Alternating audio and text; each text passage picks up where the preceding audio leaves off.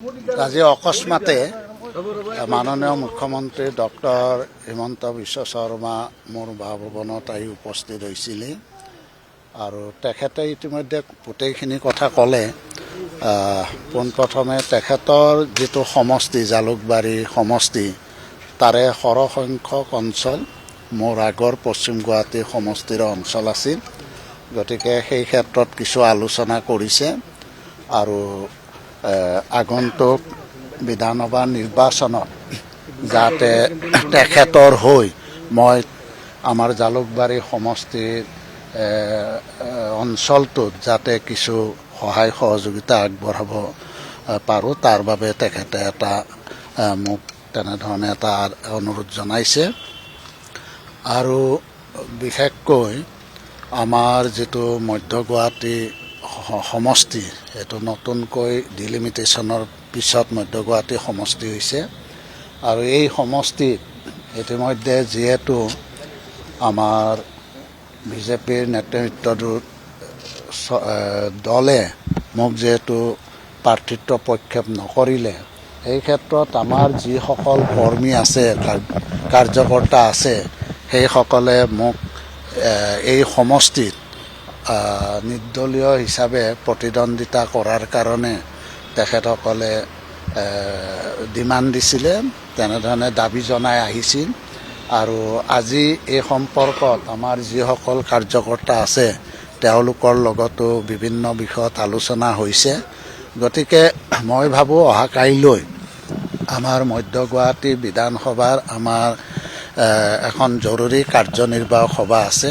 সেই সভাত নিশ্চয় আমাৰ মধ্য গুৱাহাটী বিধান পৰিষদৰ কাৰ্যনিৰ্বাহক সমিতিয়ে এটা সিদ্ধান্ত ল'ব। মই ভাবোঁ যে যি সিদ্ধান্ত আমাৰ কাৰ্যকৰী কমিটিয়ে গ্ৰহণ কৰিব সেই সিদ্ধান্ত মই আগতেও কৈছোঁ, সেই ক্ষেত্ৰত মই নিশ্চয় তেখেতসকলৰ পৰামৰ্শ মই নিশ্চয় গ্ৰহণ কৰিম। চাওক, এতিয়া আমি যিটো মিত্ৰজোঁটত আছোঁ আৰু যিহেতু মই অগপৰ প্ৰাথমিক সদস্য হৈ আছোঁ, গতিকে আমাৰ যিখন মধ্য গুৱাহাটী আমাৰ অগপৰ কাৰ্যকৰী কমিটি আছে সেইখন কমিটিয়ে অহাকালি তেওঁলোকে এখন জৰুৰী বৈঠক দিছে।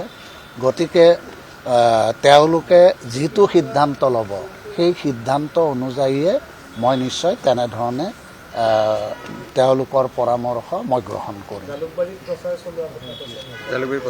এতিয়া জালুকবাৰীত প্ৰচাৰ চলাবৰ কাৰণে তেওঁ এটা ইতিমধ্যে মোক অনুৰোধ জনাইছে আৰু সেই ক্ষেত্ৰত আমাৰ যিখিনি কৰ্মী আছে বা আমাৰ যিখিনি জালুকবাৰী সমষ্টিৰ আমাৰ অগপৰ যিখন সমিতি আছে এই সমিতিৰ লগত মই নিশ্চয় অচিৰে এটা আলোচনা কৰিম আৰু আমাৰ গোটেই যিখিনি বিষয়ববীয়া আছে, যিখন কাৰ্যনিৰ্বাহক কমিটি আছে সেইখনৰ লগতো মাননীয় মুখ্যমন্ত্ৰীয়ে এটা আলোচনা কৰাৰ কথা কৈছে।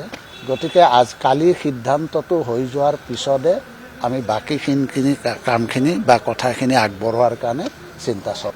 সেইটোতো স্বাভাৱিক কথা, খুব থাকিবই। কাৰণ 1985 চনৰ পৰাই আমি আমাৰ গুৱাহাটী মহানগৰীৰ এটা আসন আমি সদায় প্ৰত্যেকটো নিৰ্বাচনতে আমি পাই আহিছিলোঁ। কিন্তু এইবাৰ দুৰ্ভাগ্যজনক কথা, পৰিতাপৰ কথা যে গুৱাহাটী মহানগৰী এইবাৰ এটা চিটো আমাৰ নেতৃত্বই ল'ব নোৱাৰিলে। তাৰমানে আমাৰ অসম গণ পৰিষদ দলৰ মহানগৰত যিডাল শিপা আছিল আজি এই শিপাডাল উঘালি পেলোৱা হৈছে।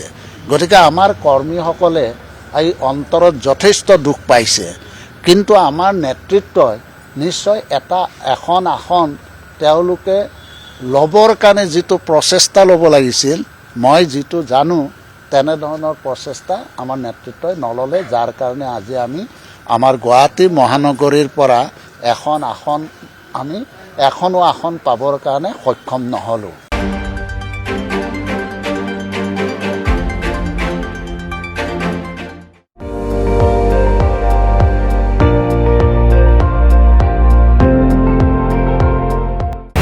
আপুনি চাই আছে ND24, সৰ্বশ্ৰেষ্ঠ নহয় সৰ্বোত্তমৰ দৌৰ।